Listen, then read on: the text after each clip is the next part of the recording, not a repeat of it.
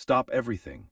I am about to prove that for the vast, glorious stretch of human history, your doctor was not a healer. He was a socially sanctioned hitman with a license to kill, and his weapon of choice was a complete and utter lack of common sense. Welcome to Midnight Meme Historian, the only channel brave enough to perform a colonoscopy on the rotting corpse of history and laugh at what we find. Today, we are embarking on a 12-part epic into the single dumbest medical practice that ever crawled out of the primordial ooze of human stupidity. Bloodletting, this isn't just history. This is a multi-millennial snuff film sponsored by the combined ego of every guy who ever thought he was smart because he owned a sharp rock. Over the next 20 minutes, we will dissect how an idea so brain-dead, so fundamentally ass-backwards, managed to not only survive but thrive, killing peasants and presidents with glorious, unbiased efficiency. We will meet the doctors who were more dangerous than the plague, the scientists who would have failed a high school biology exam, and the philosophers who looked at the human body and decided it was a poorly designed soup kettle. And I promise you, by the end of this, you will never look at your modern wellness influencer the same way again. Because their detox tea is just bloodletting for the Instagram age. But to understand the sheer, unadulterated genius of cutting a sick person to make them better, we have to go back to the beginning. We have to talk about the guy who started it all. A man so influential, so revered, that his wrong ideas would sculpt 2,000 years of suffering. His name was Hippocrates, and no, he wasn't some wise, bearded sage. He was the ancient Greek equivalent of that one friend who's always confidently wrong about everything, but says it with a vibe so strong you almost believe him. The soup of suffering. Hippocrates, and later his superfan Galen, looked at the human body, and lacking even a basic microscope, decided it was governed by 4 liquids. Not organs, not nerves, not a circulatory system, liquids. They called them the 4 humors: blood, phlegm, yellow bile, and black bile. This wasn't medicine, it was a bad episode of Iron Chef. Your personality, your health, your entire destiny was determined by which of these bodily soups was winning the day. Feeling optimistic and charismatic, that's the blood, baby, you're sanguine, sluggish and covered in snot. That's the phlegm, you phlegmatic loser. Angry, bitter, and prone to ranting on Twitter, that's the yellow bile, you choleric rage monster. And if you were depressed, contemplative, and wrote terrible poetry, congratulations, you were drowning in black bile, a melancholic. This was the original personality test, and the prize for failing was a knife to the arm. The goal of all medicine, therefore, was balance. Too much of one humor. You had to get rid of it. And which humor was the easiest to get rid of? You guessed it. Blood. It's right there, sloshing around inside you, just begging to be let out for a walk. A fever. Obviously, your blood is too hot and excited. The solution. Drain some off, cool the system down. A plague. Definitely an imbalance in the blood. A broken leg. Well, the humors have gotten stuck and congealed around the break. The solution. You're not going to believe this, but it's to drain blood from the opposite ankle to redirect the flow. It's like your sink is overflowing, so you respond by taking a sledgehammer to the living room wall. The logic is so bulletproof, it's a wonder we didn't solve all of humanity's problems by just bleeding everyone to death in 500 BC. The Greek gaslighters, Hippocrates and Galen. Let's pour one out for the founding fathers of this medical dumpster fire. Hippocrates packaged the 4 humors up real nice, slapped a science sticker on it, and sold it to the ancient world. He was the original wellness influencer, just with more toga and less Instagram. His biggest fanboy, a Roman gladiator physician named Galen, took this shaky foundation and built a skyscraper of absolute nonsense on top of it. Galen was so arrogant, so convinced of his own genius, that he declared he had figured out the entire human body. And how did he learn anatomy? By patching up gladiators and dissecting a few apes. He just assumed human insides were basically the same as a Barbary macaque's. It's like a mechanic learning to fix a Ferrari by taking apart a lawnmower and then confidently declaring he knows how the flux capacitor works. But Galen had swagger. He wrote everything down with the unshakable confidence of a modern tech CEO announcing a product that doesn't exist yet. And because he was loud, prolific, and Roman, his word became medical law for the next 1,500 years. To question Galen was to question God, science, and the Roman Empire all at once. He was the original trust me, bro of medicine, and humanity paid for it in pints of blood. The tools of the trade and the barber-surgeon. So how did one rebalance this human soup kitchen? Enter the barber-surgeon, the original multitasking murderer. This was the guy who could give you a haircut, pull a tooth, and drain a pint of your blood, all in one appointment. His sign, the red and white pole, is the most honest advertising in history. Red for blood, white for bandages. You had two main options, both terrible. The classic was the lancet, a small, sharp knife to slice open a vein. But for the more delicate 19th century aristocrat, there was the medical leech. This reached peak insanity with a French physician named Broussais, a man who believed every ailment from tuberculosis to existential dread could be cured by leeches. He prescribed so many he created a continent-wide shortage. France was importing millions of these bloodsuckers. This wasn't medicine, it was a pyramid scheme with a worse success rate than Herbalife. This character is the direct ancestor of the handyman who says, "Yeah, I can do a little plumbing, a little electrical." You hire him because he's cheap, and then you wake up to a flooded basement.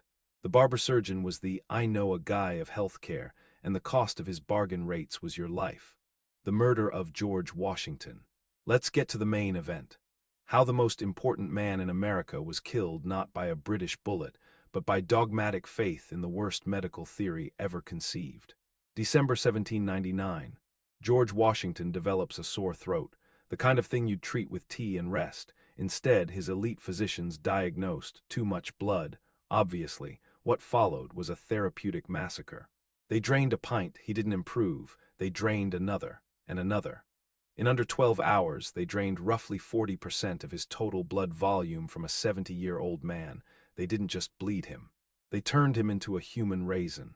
While they were at it, they also smeared blistering agents on his skin and forced him to inhale a toxic vapor that nearly drowned him. He died of hypovolemic shock. The cause of death wasn't a sore throat. It was the unwavering authority of men peddling proven nonsense. Washington's doctors were the 18th century version of a viral Twitter thread telling you to drink bleach to cure COVID. The credentials were impressive, the confidence was absolute, and the result was a fucking catastrophe. The psychology of the grift. But why? Why did this insanity persist for millennia? It's not because people were stupid. It's because these scams are perfectly engineered to exploit human psychology. First, the illusion of control. The world is terrifying and random. Believing your health is governed by simple factors, like how much blood is in your body, is comforting. It's easier than accepting the terrifying randomness of existence. Second, the appeal of simplicity. Real medicine is complicated and uncertain. Take this pill and your bad blood will be balanced is a much simpler story than we'll try this chemotherapy, but we can't guarantee it will work. The charlatan offers a fairy tale. Science offers a messy reality. Third, distrust of authority. When established doctors are bleeding people to death, it's no wonder people turn to wise women. When modern healthcare is expensive and impersonal, it's no wonder people turn to charismatic healers on the internet. Finally, the sunk cost fallacy. If you've already spent $500 on leeches, admitting it was a scam is devastating.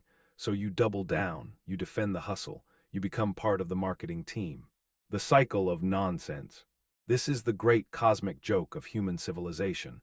We are incapable of learning from our own stupidity. The same terrible ideas keep recycling themselves, each generation convinced they've discovered something new. Why? The amnesia of progress. We forget how bad things were. We live in an era of vaccines, so we romanticize the natural and ancient. This nostalgia for a past that never existed is fertile soil for medical regrowths. The profit motive, grifting, works. There's more money in selling false hope to desperate people than in providing evidence-based care. The leech traders of the 19th century were brilliant capitalists. The modern supplement industry is their direct descendant. The appeal of the narrative. Humans are storytelling animals. We prefer a good story to a boring fact. The story of "I cured my cancer with kale juice" is more compelling than the story of "I survived due to a combination of advanced medicine and statistical luck." The con artist offers a hero's journey. Science offers a clinical trial. This is why your aunt is into quantum healing crystals and your tech bro friend is biohacking with unproven gene therapies.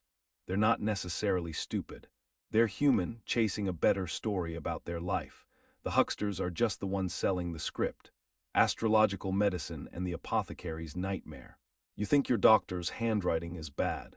Try having a physician who wouldn't prescribe a laxative without first consulting the position of Jupiter. This was astrological medicine, and it was mainstream science. Your treatment depended on which zodiac sign governed the affected body part. Aries ruled the head, Taurus the throat. It was a celestial blame game. And the medicine itself, the pharmacy, was a horror show. Let's tour the greatest hits. Powdered mummy, they ground up Egyptian mummies and ate them. The ultimate ancient wisdom supplement. Urine therapy, your own piss was a versatile healing liquid, drunk, used as mouthwash for washing wounds. Animal dung ointments. Crocodile dung for contraception, pigeon shit for baldness. Theriac, the ultimate snake oil, a concoction of opium, viper flesh, and dozens of other ingredients sold as a universal antidote. The modern parallel is the wellness industry selling you charcoal cleanses and jade eggs. The ingredients are fancier now. Activated charcoal instead of powdered mummy, vitamin IV drips instead of urine, but the underlying principle is identical. Desperate people will pay anything for a miracle cure, no matter how disgusting or nonsensical. The war on women healers and the plague doctor.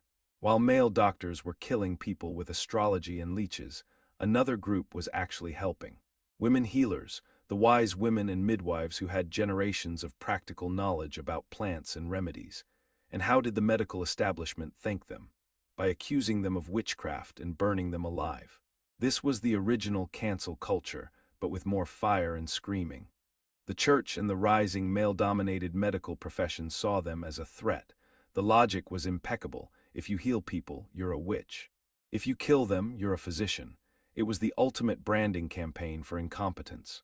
This systematic murder of knowledge created a vacuum, perfectly filled by the ultimate symbol of medical theater, the plague doctor. These guys weren't healers, they were performance artists hired to give the illusion of control. The iconic beaked mask, stuffed with flowers to ward off bad air, while millions died from a bacterium. Their actual treatments. Bloodletting, rubbing onions on sores, and prescribing crushed emeralds. The modern equivalent is the pandemic grifter. The guy selling miracle mineral supplement, that's just bleach. The plague doctor and the COVID con artist both understand one thing. When people are terrified, they'll clutch at any straw, no matter how ridiculous it looks. The costume changes, but the hustle remains the same. The modern grift, from leeches to likes. Let's connect the dots. The greatest trick medical grifters ever pulled was rebranding bloodletting as wellness. It just put on a suit, got a verified checkmark, and started a podcast. Let's play medieval or modern. Balance your bodily humors. That's an influencer selling a $200 alkaline water kit. This sacred amulet protects against disease. That's the quantum healing bracelet. Consume this ancient powder for vitality. That's your superfood powder. Let me place these leeches to draw out toxins. That's the detox tea that makes you shit your brains out. The script is identical. The only difference is the delivery method. Instead of a barber-surgeon with a bloody apron, you have a TikTok influencer with perfect lighting and a sponsorship. The medieval peasant dying of plague and the modern chronic illness patient are both vulnerable to the same promise. The real doctors don't want you to know this one simple trick. The cult of personality and the wellness industrial complex. Why did people trust Galen for 1500 years, despite him being consistently wrong? Charisma, dogmatism, the appearance of authority. He was the ancient world's Dr. Oz, impeccable credentials, unwavering confidence, and a complete detachment from reality. This is the through line, the cult of personality. It's not about evidence, it's about the messenger. The medieval physician had his university degree and Latin phrases. The modern guru has their white lab coat and carefully curated Instagram aesthetic. Look at the modern equivalents. The celebrity selling jade eggs for vaginal health with Galen-level certainty. The tech billionaire claiming to have solved aging with a supplement regimen that would kill a horse. The influencer diagnosing thousands with adrenal fatigue based on zero medical training. They all share the same playbook. Identify a real fear, death, sickness, being unattractive. Blame a vague, shadowy enemy, big pharma, the medical establishment, toxins. Offer a simple, expensive solution that only they provide. attack any criticism as proof of the conspiracy. This has evolved into the wellness industrial complex, the ultimate fusion of all history's worst parts. It's pseudoscience with lab tests, expensive uselessness with Instagram aesthetics, and moral judgment wrapped in self-optimization. Functional medicine is astrology with blood work. They'll run $5,000 in tests to tell you what any medieval doctor knew: you have bad humors. Biohacking is trepanning for tech bros. Instead of drilling skull holes for demons, they inject experimental peptides and sleep in hyperbaric chambers. Influencer health advice is the new village wise woman, except instead of being burned at the stake, they get brand deals for telling you to put garlic in your vagina. The genius of this industry is it makes you the problem. You're not sick because of bacteria, you're sick because you're not trying hard enough. You're not consuming enough adaptogens, not meditating correctly, not spending enough. It's spiritual bloodletting, constantly purging toxins through expensive, exhausting rituals that never work. The algorithmic apothecary. Let's talk about the real plague doctor of the 21st century, the algorithm itself. These platforms are the digital equivalent of a medieval town crier paid to share only the most sensational cures. And it's pumping medieval-level misinformation directly into your brain with surgical precision. The algorithm doesn't care about truth, it cares about engagement. And what gets more engagement than a simple, sexy solution to a complex problem? A video titled "Doctors Hate This One Weird Trick" will always outperform a sober explanation of actual science. This is the modern miasma theory. Instead of bad smells causing disease, it's toxins and negative energy.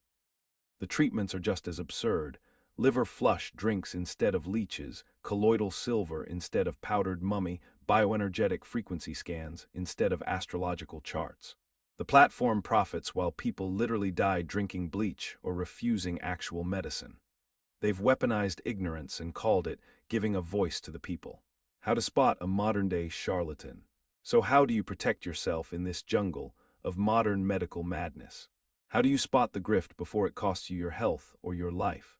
Here's your battlefield guide to identifying the 21st century version of a plague doctor.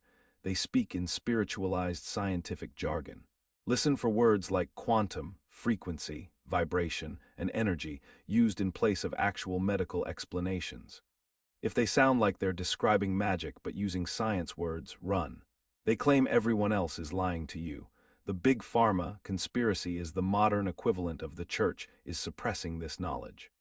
It's a manipulation technique to make you distrust actual experts so you'll turn to them instead. Their solutions are always simple, expensive, and require buying something they sell. The medieval barber-surgeon needed you to buy his leeches. The modern guru needs you to buy their course, their supplements, their retreat. If the answer to a complex problem always involves giving someone money, you're being played. They can't provide real evidence, only testimonials. Testimonials are the modern version of "I saw it work once." Where are the clinical trials? Where are the peer-reviewed studies? If all they have are emotional stories, you're in grift territory. They blur the lines between physical health and spiritual fulfillment. This is the most insidious part. They'll tell you that buying their product won't just make you healthier, it'll make you a better, more enlightened person. It's emotional blackmail wrapped in a wellness blanket. I want you to become a grift detective. The next time you see a health influencer, apply these 5 tests. So here we are, the end of our journey through this carnival of incompetence, from Hippocrates to goop, from leeches to laxative teas. The through line is painfully clear. Humanity's desperate need to believe in simple solutions to complex problems, even when those solutions are actively killing us. Let's be brutally honest. The real disease isn't the plague or cancer. The real disease is our own breathtaking capacity for self-deception. Our willingness to believe the universe owes us simple answers. Our tendency to trust confidence over competence, stories over statistics. The medieval doctor bleeding George Washington to death and the modern influencer telling you to drink colloidal silver aren't just similar. They're the same fucking person. They're the physical manifestation of humanity's refusal to admit 3 simple words. I don't know. But here's the beautiful, terrible truth. We don't have to be this stupid anymore. We have the tools. We have the scientific method. We have centuries of actual progress. The choice is yours. You can either stand on the shoulders of giants, or you can dig up the graves of medieval morons and ask them for medical advice. Your survival manual: follow the money, always. If the person diagnosing the problem is also selling the solution, you're a customer, not a patient. Demand evidence, not anecdotes. A testimonial is not data. The plural of anecdote is not evidence. Beware of anyone who says it's simple. Human biology is the most complex system we've ever encountered. Complexity is annoying, but it's the truth. Trust consensus, not charisma. The scientific consensus isn't perfect, but it's the best system we have for filtering truth from nonsense. Cultivate intellectual humility. The most dangerous phrase is, "I know I'm right." The cornerstone of science is, "I might be wrong, so show me the evidence." This is your shield. This is your armor against the endless tide of historical nonsense masquerading as innovation. The final battle. This is it, the moment you decide which side of history you're on. If you've made it this far, if you've laughed, gasped, or felt that burning rage at human stupidity that fuels this channel, then do something about it. Don't just be a passive consumer of historical horror stories. Become a warrior against modern nonsense. Here's your mission. 1. Become a grift detective. Use the 5 tests. Expose the charlatans. The next time you see some influencer selling magic beans, I want you to drop the most savage takedown in the comments. Be the reason someone thinks twice before buying that quantum healing crystal. 2. Start a riot in the comments right now. I want to know, who is the most dangerous modern equivalent of Washington's physicians? 1. For the celebrity doctor pushing miracle supplements. 2. For the tech bro selling unregulated biohacking gadgets. 3. For the influencer claiming they cured cancer with juice cleanses. Let's create the greatest hall of shame in YouTube history. Let's make this comment section a war zone against stupidity. 3. Share this with someone who needs an intervention. You know who I'm talking about. That friend who's into crystal healing. That relative sharing conspiracy theories. Be the compassionate asshole who roasts their favorite guru into oblivion. 4. Join the army. Smash that like button and subscribe to Midnight Meme Historian.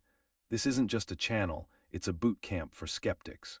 Every subscription is another soldier in the fight against historical amnesia.